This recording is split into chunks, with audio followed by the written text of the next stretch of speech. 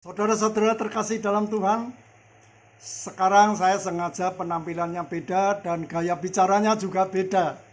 Karena saya sadar video saya semestinya jangan hanya ditonton oleh kaum dewasa atau orang tua saja, tapi terlebih sasarannya adalah kaum muda, kaum milenial, karena mereka adalah hari depan gereja. Nah, sekarang saya mau bicara tentang hukum Taurat dan Injil. Nah, ketika Tuhan Yesus bicara tentang Injil Kerajaan Surga, para muridnya mendengar, tapi tidak paham. Mengapa? Karena mereka hanya paham tentang hukum Taurat. Kalau hukum Taurat, Allah mengatakan apabila engkau dengan setia melakukan segala perintahku, engkau akan kuberkati di bumi. Diberkati. Tapi ketika Tuhan Yesus bicara tentang Injil Kerajaan Surga di Matius 5 ayat 10, perkataannya beda. Dia mengatakan, berbahagialah orang yang dianiaya oleh sebab kebenaran, karena merekalah empunya kerajaan surga. Loh, kalau hukum Taurat diberkati, melakukan kebenaran diberkati, ini malah dianiaya. Bahkan Tuhan Yesus mengatakan berbahagia kalau kamu dianiaya, karena kau akan menjadi empunya kerajaan surga. Ini kan beda sama sekali. Sehingga muridnya bingung. Maka itu ketika Tuhan Yesus berkata bahwa tidak lama lagi dia akan dianiaya dan dibunuh, para muridnya justru berebut. Siapa yang terbesar di antara mereka? Ini kan aneh. Semestinya ketika Tuhan Yesus bicara bahwa dia akan dianiaya dibunuh, mereka mestinya sedih. Mengapa mereka justru berebut siapa yang terbesar di antara mereka? Ini kan aneh. Mengapa bisa demikian? Karena mereka melihat bahwa Tuhan Yesus tiap hari melakukan mujizat-mujizat besar, mengusir setan-setan, menyembuhkan sakit penyakit, yang buta melihat, yang tuli mendengar, yang bisu dapat berkata-kata, yang timpang dapat berjalan, lalu memberi makan 5.000 orang dengan 5 ketur roti 2 ikan, dan orang mati dibangkitkan. Coba bayangkan. Lalu Yakobus dan Yohanes di Lukas 9 ayat 54, ketika Tuhan Yesus ditolak oleh orang Samaria, Yohanes dan Yakobus berkata, Tuhan, maukah engkau supaya kami menyuruh api dari langit turun untuk membinasakan mereka?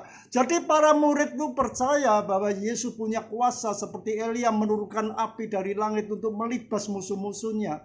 Maka itu ketika Yesus bicara bahwa dia sebentar lagi akan dianiaya dan dibunuh, mereka percaya Yesus pasti akan melawan dengan kuasa mujizatnya untuk melibas para musuhnya dan mendirikan kerajaan Israel. Itu pikiran mereka. Maka itu Yakobus dan Yohanes menyuruh ibunya supaya membujuk Yesus, supaya di kerajaannya nanti mereka duduk di sebelah kanan dan kiri Yesus. Itu pikiran mereka.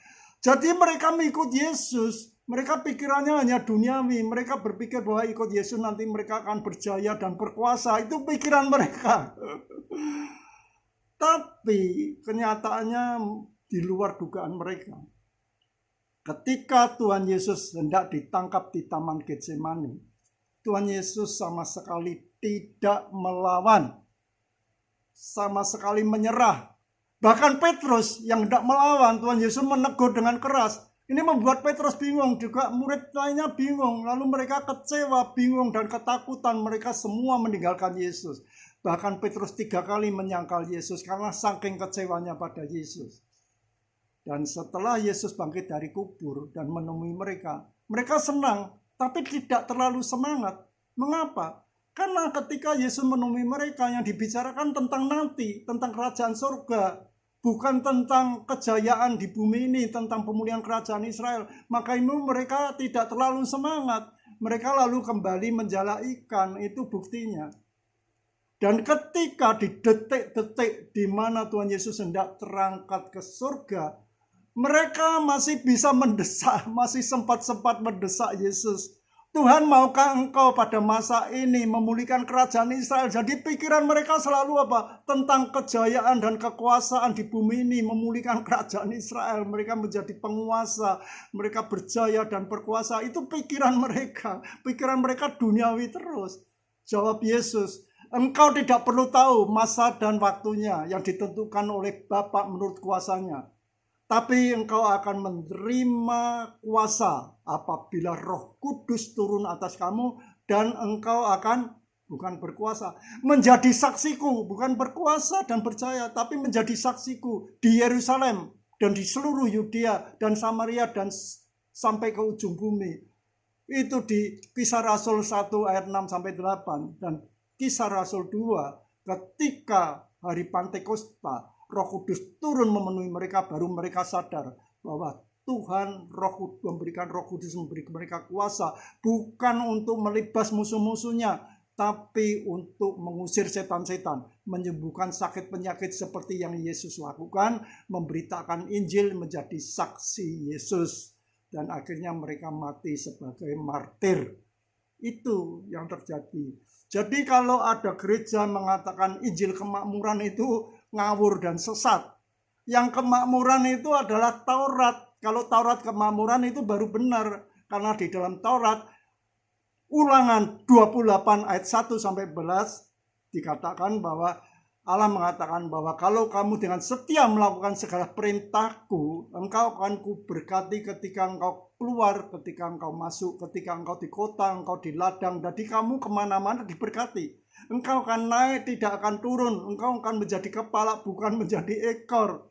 Itu adalah Taurat kemakmuran, bukan Injil kemakmuran. Kalau Injil bukan kemakmuran. Injil itu justru rela dianiaya oleh sebab kebenaran supaya mendapatkan berkat keselamatan surga, yaitu menjadi empunya kerajaan surga. Jadi beda. Kalau ada gereja mengatakan Injil kemakmuran itu salah. Taurat kemakmuran baru benar. Tapi kalau Injil itu adalah untuk keselamatan surga, harus rela dianiaya. Nah, di video selanjutnya saya akan bicara tentang pilihan khusus Tuhan, yaitu 144.000 orang yang pilihan khusus Tuhan. Lalu di luar 144.000 orang itu siapa saja? Dan bagaimana keadaan mereka? Dan di mana tempat mereka nantinya? Dan 144.000 keadaan mereka di mana? Dan di mana tempat mereka? Itu akan saya terangkan di video selanjutnya. Maka itu Anda supaya subscribe, supaya bisa mengikuti video-video selanjutnya untuk menggali firman Tuhan lebih dalam lagi dan lebih jauh lagi. Terima kasih, Tuhan Yesus memberkati.